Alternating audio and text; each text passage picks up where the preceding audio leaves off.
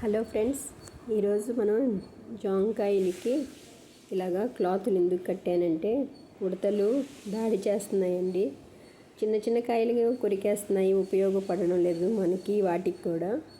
అందుకని కొన్ని కాయలు వదిలేసేసి మిగతావి పెద్ద పెద్ద వాటి అన్నిటికీ గుడ్డలు, పాలిథిన్ కవర్లు కొంచెం కొంచెం హోల్స్ పెట్టాలండి. మళ్ళీ గాలి అందకపోతే అది జాంకాయలు పాడైపోతాయి. వాటర్ అది వర్షం పడినప్పుడు దాని మీద అంతాను అది బ్లాక్ కలర్ లాగా వచ్చేస్తుంది.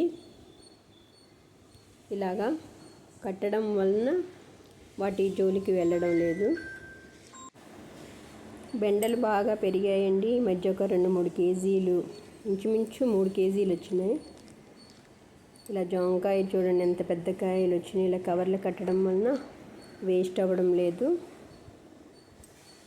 ఇదివరకు పిల్లి ఎక్కువ సమయం ఉన్నప్పుడు కాయల జోలికి వెళ్ళేవి కాదు. మందారం మొగ్గలు కూడా కొట్టేస్తున్నాయి. అంజీరకాయలు స్టార్ట్ అయినాయండి. మళ్ళీ ఈ సెప్టెంబర్లో బాగానే వస్తున్నాయి జాంకాయలు, అంజీరు, బొప్పాయి, అరటి గెలలు చాలా వరకు అయిపోయినాయి. ఇంకొక గెల ఉందండి. అన్నిటికీ ఇంతే చేసామండి. జాంకాయలు చాలా కాయలకి ఇలాగే కట్టాం. ఇదిగోండి వచ్చింది ఈ మధ్య. ఇది ఉన్నప్పుడు మాత్రం ఆ ఉడతలు రావు.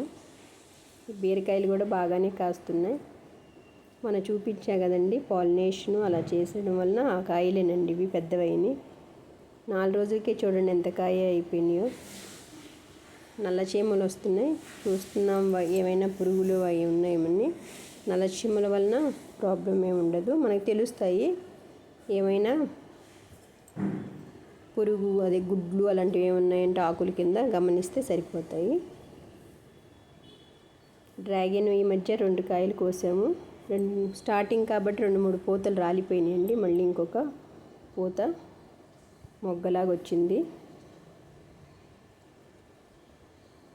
చాలా అందంగా ఉంటుందండి ఫ్లవర్ వస్తే. ఇంకా దొండది ఎప్పటి నుంచో కాస్తానే ఉన్నది. అందుకని ఇంకా కటింగ్ ఏం చేయలేదు. చాలా పెద్ద పాదైపోయింది, పందిరైపోయింది. ఇంకా వంకాయలు ఇప్పుడే స్టార్ట్ అయినాయండి. ఒక 4 చెట్లు పెట్టాము.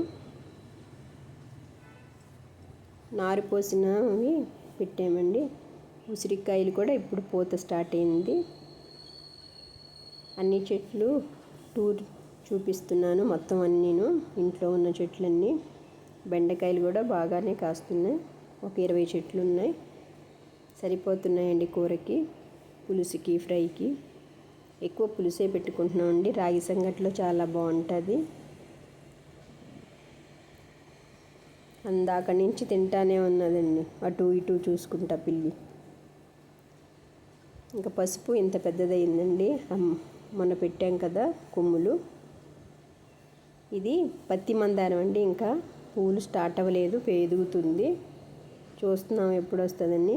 ఇది 3 రంగుల్లా మారుతుందండి పత్తి మందారం. పసుపు ఒక 3 టబ్బుల్లో పెట్టాం.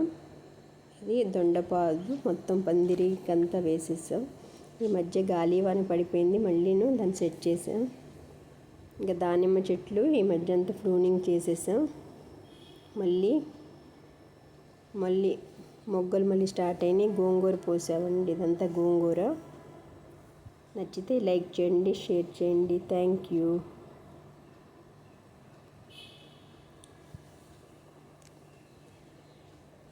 ఇవంతా తింటానే ఉందండి.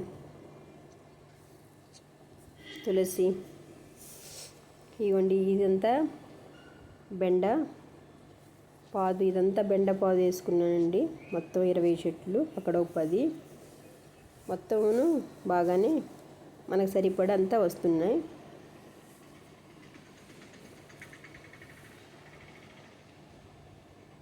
చాలా పెద్ద చెట్లు అయినాయండి ఇవి.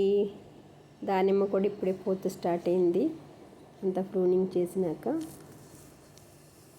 ఇంకా ఇది బొప్పాయి అండి. మధ్య అంతా కాసి ఆగిపోయింది.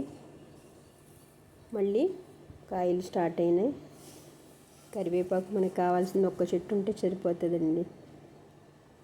తెంపుతూ ఉంటే అలా చిగుళ్ళు పెట్టుకొని వస్తూ ఉంటుంది. మంచి వాసన వస్తుందండి. మన ఇంట్లో ఫ్రెష్గా అప్పటికప్పుడు తాలింపు వేసేసుకుంటే పప్పుచారులో సూపర్లా ఉంటుంది.